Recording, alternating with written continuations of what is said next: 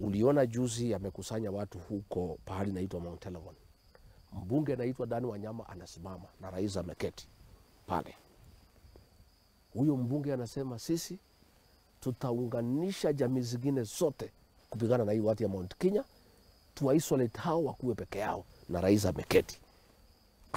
Aliposimama na yeye anasema anatafuta umoja wa Kenya, hakukashifu huyu MP, amwambie hiyo hapana maongeo mazuri, kwa sababu hiyo maneno mwenye kupanga. Lakini uzuri hii kura tulipea William Ruto. Hata kama tunaona kama tulifanya makosa, kuna pahali ilitusaidia pia. Jamii zingine zimetuheshimu sana. Simejua sisi si wa kabila, sisi hatujipendi, sisi ni waangwana, na sisi ni watu ya kutimiza ahadi. Tunapoongea leo, mimi nafanya kazi na Kalonzo Musyoka. Mimi nafanya kazi na Martha Karua. Mimi nafanya kazi na Eugene Wamalwa. Mimi nafanya kazi na George Natembea. Mimi nafanya kazi na Mithika Lenturi. Mimi nafanya kazi na Fred Matiang'i. Ile jama rais alikuwa ametupangia ashikanishe makabila zingine zote situpige, imekwama, kwa sababu hao makabila zingine wanataka kufanya kazi na sisi.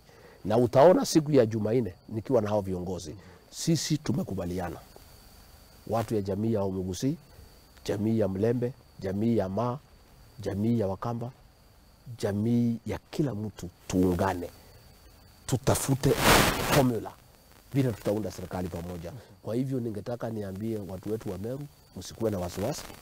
Ile mpango rais alikuwa naye ya kuunganisha jamii zingine against us, vile alifanya 2007, kwa sababu ndiye alikuwa mwenye hiyo maneno, ndiye alikuwa ameunganisha wale wengine wote wapigane na sisi kama jamii moja, imeanguka, imekwama. Majamii zingine zote wanataka kufanya kazi na sisi. Kwa hivyo sisi tuko katika hali nzuri sana. In fact, hatujakuwa kwa ile hali tuko nayo kwa siasa yetu tangu 1963, ya kwamba watu ya Mlima Kenya wameheshimika Kenya nzima, na kila jamii nataka kufanya kazi na sisi.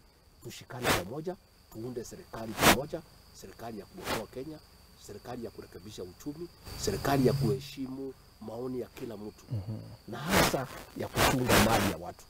Ujua Mheshimiwa Rigathi, Mkenya saa hii anajiuliza mbona niamini Rigathi Gachagua saa hii, kwa sababu ulikuwa mfanyikazi wa Uhuru Kenyatta, mlikuja na mkakosana.